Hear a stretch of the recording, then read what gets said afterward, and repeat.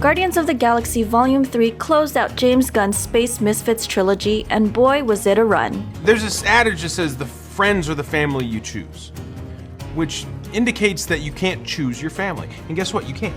In saying goodbye to this group, we're saying goodbye to the surprising linchpin of the larger MCU. While the Infinity Saga was largely anchored by the Avengers, the introduction of these C-list Marvel characters by the then B-movie director paid off in spades and laid the groundwork for a lot of what the MCU became.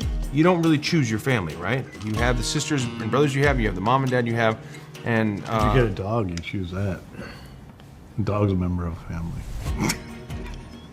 I take it back. This is the lasting legacy of the Guardians of the Galaxy. Now I'm standing. You all happy?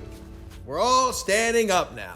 Bunch of jackasses standing in a circle. The first example of Guardians' lasting impact is introducing actual comedy into the scripts. Of course, Tony Stark was cracking jokes since the first Iron Man. I don't want to see this on your MySpace page. Please, no gang signs. But those early Phase 1 movies featuring Iron Man, Captain America, and Thor were largely focused on action and drama and making these characters grounded so audiences could take them seriously. The dialogue was witty or hopeful or Shakespearean even, but those movies weren't funny. What are you talking about? Choosing Guardians as the movie to shake up Marvel's early status quo was a big swing. On top of making a successful movie about obscure comic book characters, it was now also promising laughs. Casting Parks and Recreation's goofball Andy Dwyer, aka Chris Pratt,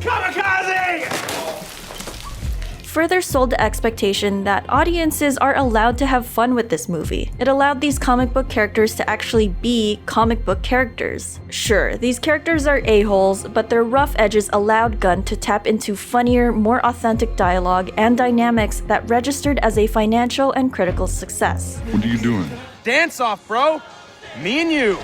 Gunn created a version of space that is, yes, inherently dangerous, but he did it in a way that made space an approachable playground to tell stories. Guardians' comedic success led to more humor in the MCU, for better or worse. In a move that completely rewired Thor's tonal approach, Taika Waititi's quirky sensibilities leaned hard into pivoting Thor into a space himbo, resulting in the hilarious Thor Ragnarok and the even more unhinged Thor Love and Thunder. Take this ship here as a parting farewell gift.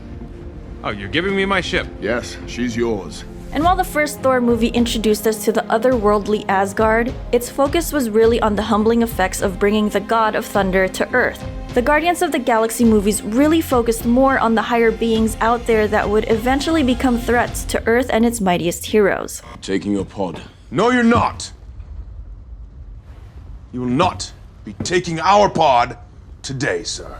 The Guardians of the Galaxy expanded the settings in which the MCU can tell stories and ultimately gave the runway to introduce Thanos' endgame, pun intended. I thought as hard as I could. It was all that I could come up with. Gunn's approach to space is just matter of fact, following characters that have been living, traveling, and navigating in space. They are at home in the stars and travel between worlds the way we travel between countries. It's the same approach used in Captain Marvel when we meet Carol as a Kree soldier navigating planets, and when Thor starts visiting other cosmic destinations. It's a big universe out there, and the Guardians are an entry point into that as everyday citizens in it. We understand the bigger scope of the universe by meeting all the different species and cultures between planets that the Guardians encounter along their journeys. By seeing how many types of life forms and civilizations are out there, this makes the impact of Thanos' snap more devastating when it happens.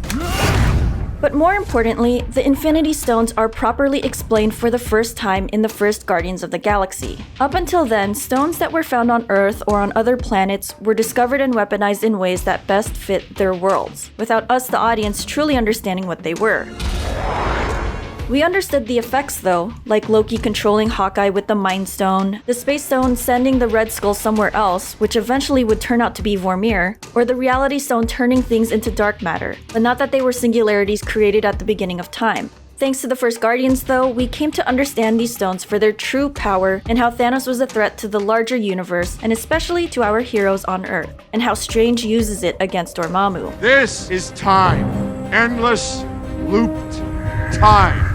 After the first Guardians movie, the Infinity Saga starts to come into focus. Within the same movie, we are introduced to a speaking Thanos, who was already being played by Josh Brolin years before he properly took the role in Avengers Infinity War and Avengers Endgame. I'll do it myself. He's not the main bad guy in this first Guardians movie, but his puppetry over those who serve him, such as Ronan the Accuser, Gamora, and Nebula, is directly felt this time. The prior appearances of different stones come into alignment with Thanos' hunt for them, which then shapes the whole of the Infinity Saga. By the end of Guardians 1, the Guardians take it upon themselves to be actual heroes out in the galaxy, not trying to make a splash on Earth, and thus making them essential utility players for any space-related problems, especially the controversial fight against Thanos out on Titan. Thor, tell me you didn't do it. The Guardians' debut sets so much of the stage for the eventual showdown in Infinity War and Endgame. But beyond the stones, it really leads with the theme of found family. The complex relationship between Thanos, Gamora, and Nebula not only plays into Thanos' mission surrounding the stones, but it's also indicative of the film's bigger story, which is ultimately about family. We will not fail you, Father. No, you won't. For all the cool space action and laughs at each other's expense, the Guardians of the Galaxy have led with heart and genuine care for each other. While the Avengers are more of a team-up, the Guardians were an actual team. I mean, they all lived together on the ship. And not for nothing, Groot is voiced by Vin Diesel, whose Dom Toretto in the Fast and Furious franchise is famously all about family. I don't have friends. I got family. Ripped from the families and the prior lives they had, different life circumstances brought the Guardians together and made them a little dysfunctional family, full of insults, disregard for personal possessions, and a duty to protect each other. The through line for the entire Guardians franchise is about these people choosing to be a family. It's why Thor's tenure with them was so awkward and short-lived. Quill, Gamora, Drax, Rocket, Groot, as well as the later additions of Nebula and Mantis, are all a little feral, but they choose those who accept them for that. Together, they heal the deep familial wounds that made them that way. Even though Peter's unlikely childhood with Yondu and the Ravagers probably turned him into a different man than he would have been on Earth, we see how deeply Yondu does care for him. He may have been your father, boy, but he wasn't your daddy. Yondu's ultimate sacrifice shows that not only is he a better father than Ego ever could have been, but that the family you choose is just as important as the one you're born with. Luckily for Mantis and Peter, they choose to be the siblings that they are, knowing what family means rather than what it is obligated to be. When Mantis fully becomes a member, she's given a freedom to live life with a family that actually cares about her. I mean, she had a pretty traumatic upbringing with Ego, so, you know, she was also craving for family and a connection with people who are kind to her, and so that's what she finds with the Guardians. As for the tense family dynamics of Gamora and Nebula's sisterhood under Thanos, Gamora actively rejects any perceived meaningful relation to Thanos, but she has always considered Nebula her sister. And when they become members of the Guardians, they are allowed to be that. However, Thanos' complex relationship with Gamora becomes the devastating obstacle he must face in order to complete his hunt for the Infinity Stones. Thanos adopted Gamora as a child, not unlike how Yondu adopted Quill, and he seemed to love her as well. You're quite the fighter, Gamora. Even if it was in his own twisted way. And while the Gamora we knew is gone, Nebula honors that loyalty to the Guardians. For her, the Guardians are so important because they represent her new chosen family, the family that she was able to become a part of later in life. And so it's everything to her. It's, you know, everything that she didn't receive as a child and she so desperately craves. So she loves them dearly, and it's nice for her to receive love from them as well.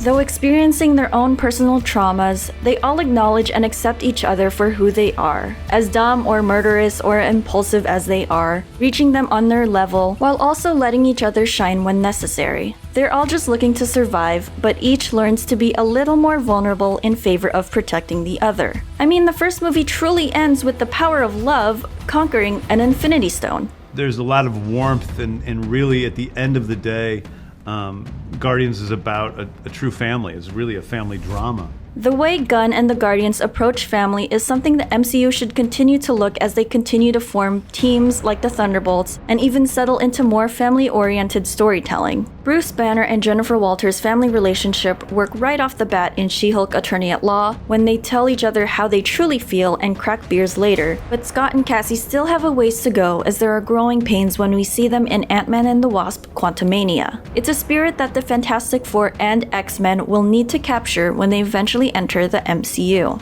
I like your plan, except it sucks, so let me do the plan, and that way it might be really good. So what do the actors themselves think of the Guardians' legacy? Maybe we represent the outcasts, the misfits, the weird ones, not the typical superheroes. And I like that. I think people really enjoy the movies because it really connects to people who have experienced feelings of being a misfit or an outcast. And so it's nice to have that be our legacy, I suppose. Yeah, I mean, it's movies that have a lot of heart, you know, even if it's very entertaining with a lot of action and very funny moments, it's always anchored in something deep and beautiful.